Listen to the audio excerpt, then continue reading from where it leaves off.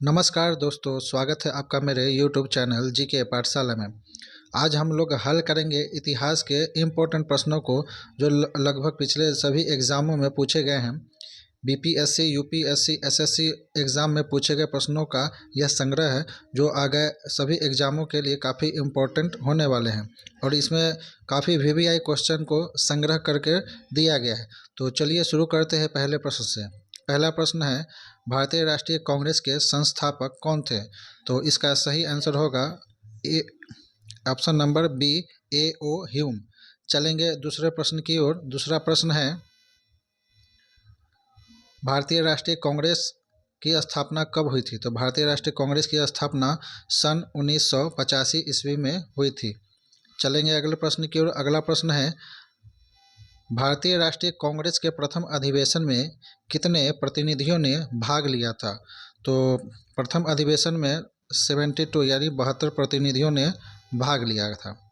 चलेंगे अगले प्रश्न की ओर। अगला प्रश्न है, भारतीय राष्ट्रीय कांग्रेस का प्रथम अधिवेशन कहाँ हुआ था? तो भारतीय राष्ट्रीय कांग्रेस का प्रथम अधिवेशन मुंबई में हुआ था। अगला प्रश्न है, भारतीय राष्ट्रीय कांग्रेस के पहले अध्यक्ष कौन थे? तो भारतीय राष्ट्रीय कांग्रेस के पहले अध्यक्ष जो थे वो WC बनर्जी थे। अगला प्रश्न है, भारतीय राष्ट्रीय कांग्रेस के स्थापना के समय वायसराय कौन थे? तो उस समय वायसराय जो थे वो लॉर्ड डफरिन थे।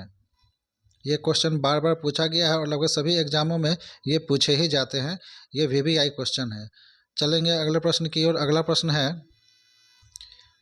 किसने कांग्रेस को सूक्ष्मदर्शीय अल्पसंख्यक जनता का प्रतिनिधि बताते हुए उसका मजाक उड़ाया था?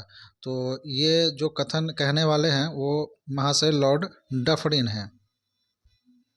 अगला प्रश्न है, भारतीय राष्ट्रीय कांग्रेस के दूसरे अधिवेशन की अध्यक्षता किसने की थी? तो दूसरे अधिवेशन की अध्यक्षता जो है वो दादा भाई नौरोजी ने की थी। इन्हें वयोवृद्ध भी कहा जाता है। चलेंगे अगले प्रश्न की ओर। अगला प्रश्न है, भारतीय राष्ट्रीय कांग्रेस के द्वितीय सम्मेलन में कितने मुस्लिम प्रतिनिधियों ने भाग लिया था? तो द्वितीय सम्मेलन में जो मुस्लिम प्रतिनिधियों की जो संख्या थी वो 33 थी। अगला प्रश्न है, भारतीय राष्ट्रीय कांग्रेस के सर्वप्रथम मुस्लिम अध्यक्ष कौन थे? तो प्रथम मुस्लिम अध्यक्ष जो थे वो बदरुद्दीन तैयब जी थे। अगला प्रश्न है, भारतीय राष्ट्रीय कांग्रेस के द्वितीय मुस्लिम अध्यक्ष कौन थे? तो द्वितीय मुस्लिम अध्यक्ष जो थे वो रहीमतुल्लाह मोहम्मद शियानी थे। चलेंगे अगले प्रश्न की ओर। अगला प्रश्न है, भारतीय राष्ट्रीय कांग्रेस का प्रथम निर्वाचित यूरोपीय अध्यक्ष कौन था? याद रखेंगे, इसमें कहा जाता है निर्वाचित यूरोपीय अध्यक्ष। तो इसका सही आंसर होगा जॉर्ज यूले। अगला प्रश्न है, निम्नलिखित में से कौन भारतीय राष्ट्रीय कांग्रेस के अध्यक्ष कभी चुने नहीं जा सके हैं? तो कभी इसमें नहीं चुने जाने वाले अध्यक्ष जो थे वो बाल गंगाधर तिलक थे। चलेंगे अगले प्रश्न की ओर। अगला प्रश्न है, निम्नलिखित में से किसने कभी भी भारतीय राष्ट्रीय कांग्रेस के किसी भी अधिवेशन की अध्यक्षता नहीं की थी? तो इसका भी आंसर जो हो जाएगा वो बाल गंगाधर तिलक ही होगा। चलेंगे अगले प्रश्न की ओर। अगला प्रश्न है, लाल बाल और पाल त्रिगुट का कौन व्यक्ति भारतीय राष्ट्रीय कांग्रेस का अध्यक्ष हुआ? तो लाल बाल पाल के जो अध्यक्ष बनने वाले थे वो लाला लाजपत राय थे। तो इसका सही आंसर जो होगा लाला लाजपत राय। चलेंगे अगले प्रश्न की ओर। अगला प्रश्न है, निम्नलिखित में से कौन भारतीय कांग्रेस के अध्यक्ष रहे हैं? तो इस ऑप्शन में एनी बेसेंट जो है वो भारतीय कांग्रेस की अध्यक्ष रही हैं। चलेंगे अगले प्रश्न की ओर। अगला प्रश्न है, निम्नलिखित में से किस अधिवेशन के लिए कांग्रेस ने पहली बार एक महिला अध्यक्ष को चुना था? तो इसका सही आंसर होगा 1917 के कलकत्ता अधिवेशन में जो है एनी बेसेंट को चुना गया था। ये सही आंसर है। चलेंगे अगले प्रश्न की ओर। अगला प्रश्न है, अखिल भारतीय कांग्रेस के प्रथम महिला अध्यक्ष कौन थी? तो प्रथम महिला अध्यक्ष जो थी वो एनी बेसेंट थी और भारतीय महिला अध्यक्ष जो थी वो सरोजनी नायडू थी। इसको ध्यान में रखेंगे। चलेंगे अगले प्रश्न की ओर। अगला प्रश्न है इंडियन नेशनल कांग्रेस के प्रथम भारतीय महिला अध्यक्ष कौन थी? तो इसका सही आंसर होगा श्रीमती एनी बेसेंट। नहीं, इसमें कहा गया भारतीय महिला अध्यक्ष, तो भारतीय महिला अध्यक्ष जो थी वो सरोजनी नायडू थी। भारतीय महिला अध्यक्ष जो थी वो सरोजनी नायडू थी। चलेंगे अगले प्रश्न की ओर। अगला प्रश्न है भारतीय राष्ट्रीय कांग्रेस का 27वां अधिवेशन किस स्थान पर हुआ था? तो 27वां अधिवेशन जो हुआ था वो बांकीपुर में हुआ था। चलेंगे अगले प्रश्न की ओर।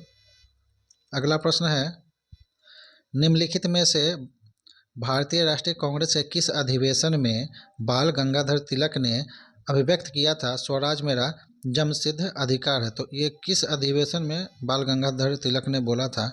तो ये उन्होंने लखनऊ अधिवेशन 1916 में जो हुआ था उसमें इन्होंने बोला था स्वराज मेरा जन्मसिद्ध अधिकार है। अगला प्रश्न है किसने कहा था कांग्रेस अपने पतन के लिए लड़खड़ा रही है, मेरी सबसे बड़ी अभिलाषा जब तक मैं भारत में हूँ कांग्रेस की शांतिपूर्ण समाप्ति में सहयोग करना है? तो ये कथन जो कहा था वो लॉर्ड कर्जन ने कहा था।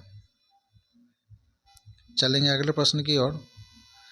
भारत के स्वतंत्रता प्राप्ति के बाद निम्नलिखित में से किसने सुझाव दिया था कि भारतीय राष्ट्रीय कांग्रेस को समाप्त कर देना चाहिए?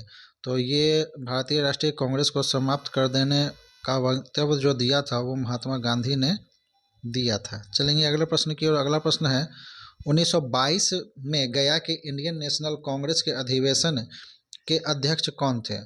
तो 1922 में गया का जो अधिवेशन हुआ था गया में कांग्रेस का, उसके अध्यक्ष जो थे वो चित्तरंजन दास थे।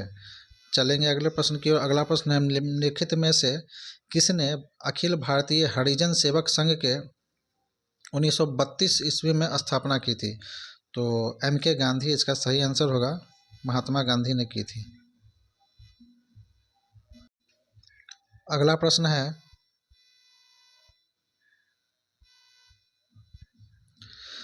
भारतीय राष्ट्रीय कांग्रेस के 1924 के अधिवेशन में महात्मा गांधी द्वारा एक बार अध्यक्षता की गई थी। यह अधिवेशन कहाँ हुआ था? तो यह अधिवेशन जो है वो बेलगांव में हुआ था।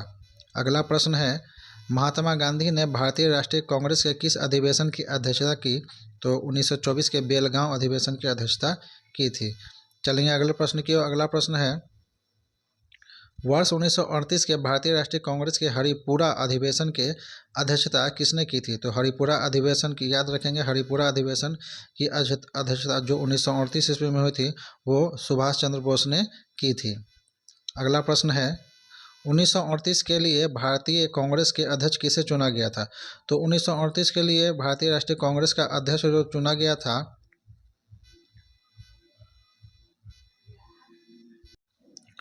तो इसका सही आंसर होगा सुभाष चंद्र बोस। चलते हैं अगले प्रश्न की ओर। अगला प्रश्न है इनमें से कौन सबसे कम आयु में भारतीय राष्ट्रीय कांग्रेस के अध्यक्ष बनने वाले व्यक्ति थे? तो सबसे कम उम्र के अध्यक्ष बनने वाले जो थे वो अबुल कलाम आज़ाद थे। चलेंगे अगले प्रश्न की ओर। अगला प्रश्न है निम्नलिखित में से कौन लगातार 6 वर्ष तक भारतीय राष्ट्रीय कांग्रेस का अध्यक्ष थे? तो ये भी जो इसका आंसर होगा वो अबुल कलाम आज़ाद ही होगा। चलेंगे अगले प्रश्न की ओर। अगला प्रश्न है जब भारत स्वतंत्र हुआ उस समय कांग्रेस के अध्यक्ष कौन थे? तो उस समय जो कांग्रेस के अध्यक्ष थे वो JB कृपलानी थे। चलेंगे अगले प्रश्न की ओर। अगला प्रश्न है काफ़ी इम्पोर्टेंट ये क्वेश्चन है जन गण मन पहली बार किस अवसर पर गाया गया था? तो ये जो गाया गया था भारतीय राष्ट्रीय कांग्रेस के 1911 के अधिवेशन में गाया गया था। चलेंगे अगले प्रश्न की ओर। अगला प्रश्न है किस आंदोलन के कारण भारतीय राष्ट्रीय कांग्रेस का विभाजन हुआ जिसके परिणाम स्वरूप नरम दल और गरम दल का उद्भव हुआ? तो ये जो है स्वदेशी आंदोलन इसका सही आंसर होगा। चलेंगे अगले प्रश्न की ओर। अगला प्रश्न है अधिकतर नरमपंथी नेता थे कहाँ के? ग्रामीण क्षेत्र से थे, शहरी क्षेत्र से थे, ग्रामीण तथा शहरी क्षेत्र दोनों से थे या पंजाब से थे? तो इसका सही आंसर होगा शहरी क्षेत्र से थे। अगला प्रश्न है निम्नलिखित में से कौन उग्र राष्ट्रवादी नेता नहीं थे। याद रखेंगे, उग्र राष्ट्रवादी नेता नहीं थे। तो इसका जो सही आंसर उग्र राष्ट्रवादी नेता इसमें जो नहीं थे वो है आंसर इसका। तो इसका सही आंसर होगा गोपाल कृष्ण गोखले।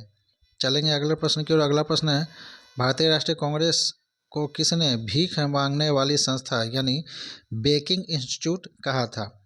तो ये बोलने वाले जो थे वो तिलक जी थे। चलेंगे अगले प्रश्न की ओर। अगला प्रश्न है, निम्नलिखित में से कौन सा नेता कांग्रेस के गरम दल से संबंधित था? तो गरम दल से संबंधित इसमें नेता जो थे वो अरविंद घोष थे। याद रखेंगे, अरविंद घोष इसमें गरम दल के नेता थे। चलेंगे अगले प्रश्न की ओर। शेरे पंजाब के नाम से इनमें से कौन मशहूर है? तो शेरे पंजाब के नाम से लाला लाजपत राय को जाना जाता है। अगला प्रश्न है, निम्न में से किस एक को लाला लाजपत राय ने अपना राजनीतिक गुरु माना था? तो इसमें सही आंसर होगा मेजनी को। मेजनी को लाला लाजपत राय ने अपना राजनीतिक गुरु माना था। चलेंगे अगले प्रश्न की ओर। अगला प्रश्न है, निम्नलिखित में से किसे भारतीय अशांति के जनक के रूप में माना जाता है? तो इसका सही आंसर होगा लोकमान्य तिलक को भारतीय अशांति के जनक के रूप में माना जाता है। अब यह बाल गंगाधर तिलक को किसने अशांति का जनक कहा? तो बाल गंगाधर तिलक को अशांति का जनक कहने वाले जो थे वो वैलेंटाइन सिरोल थे। चलेंगे अगले प्रश्न की ओर। अगला प्रश्न है, 1908 में 6 वर्ष के कारावास की सजा स्वतंत्रता संग्राम के किस उग्रवादी नेता को दी गई थी? तो ये इसका भी सही आंसर हो जाएगा बाल गंगाधर तिलक। चलेंगे अगले प्रश्न की ओर। अगला प्रश्न है, अभिनव भारत से कौन संबंधित है? तो अभिनव भारत से संबंधित इसमें वी.डी. सावरकर हैं। चलेंगे अगले प्रश्न की ओर। अगला प्रश्न है, निम्नलिखित में से किसे ने मित्र मेला संघ को शुरू किया था? याद रखेंगे, मित्र मेला संघ। तो इसका सही आंसर होगा विनायक दामोदर सावरकर ने मित्र मेला संघ को शुरू किया था। अगला प्रश्न है, मुजफ्फरपुर बम कांड जो 1908 ईस्वी में हुआ था का संबंध इनमें से किसके साथ है? सावरकर के साथ है, अजीत सिंह के साथ है, प्रफुल्ल चाकी के साथ है या बिपिन चंद्र पाल के साथ है? तो इसका सही आंसर होगा प्रफुल्ल चाकी। चलेंगे अगले प्रश्न की ओर। अगला प्रश्न है, किस वर्ष हिंदुस्तान रिपब्लिकन एसोसिएशन की स्थापना हुई? यानी HRA हिंदुस्तान रिपब्लिकन एसोसिएशन। तो इसकी स्थापना जो हुई थी वो 1924 में हुई थी। चलेंगे अगले प्रश्न की ओर। हिंदुस्तान रिपब्लिकन संगठन की स्थापना कहाँ की गई थी? तो इसकी स्थापना जो है वो कानपुर में की गई थी। अगला प्रश्न है, निम्नलिखित पंक्तियों को किसने लिखा? सरफरोशी की तमन्ना अब हमारे दिल में है, देखना है जोर कितना बाजुए कातिल में है। तो ये लिखने वाले जो थे वो राम प्रसाद बिस्मिल थे। अगला प्रश्न है, काकोरी कांड किस वर्ष हुआ? तो काकोरी कांड जो है वो 1925 ईस्वी में हुआ था। अगला प्रश्न है, इनमें से किस को अंग्रेजी सरकार ने काकोरी कांड षड्यंत्र के मामले में फांसी पर चढ़ा दिया था? तो 4 लोग को फांसी पर चढ़ाया गया था, जिसमें इसमें जो ऑप्शन है उसका सही आंसर होगा राम प्रसाद बिस्मिल। चंद्रशेखर आजाद जो है जो वहाँ से भाग गए थे और बटुकेश्वर दत्त उसमें शामिल नहीं थे। तो चलेंगे अगले प्रश्न की। अगला प्रश्न है, निम्नलिखित में से कौन था जो काकोरी षड्यंत्र कांड में फांसी की सज़ा से बच गया था? तो इसका सही आंसर होगा चंद्रशेखर आज़ाद। वो वहाँ से भाग निकले थे इसलिए वे बच गए थे। अशफाक उल्लाह खां, राजेंद्र लाहिड़ी, राम प्रसाद बिस्मिल सबको फांसी की सज़ा मिली थी।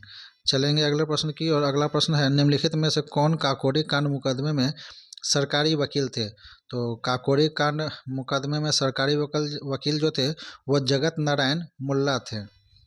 अगला प्रश्न है, हिंदुस्तान सोशलिस्ट रिपब्लिकन एसोसिएशन गठित की गई थी, किनके द्वारा की गई थी? तो ये चंद्रशेखर आज़ाद द्वारा की गई थी और इसका गठन जो हुआ था वो 1928 ईस्वी में हुआ था। ये ध्यान में रखेंगे।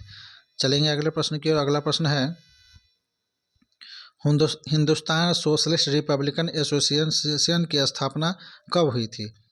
तो इसकी स्थापना जो हुई थी वो 1928 ईस्वी में हुई थी। कैसा लगा मेरा वीडियो? अगर अच्छा लगा हो तो एक बार लाइक और सब्सक्राइब जरूर करेंगे। धन्यवाद।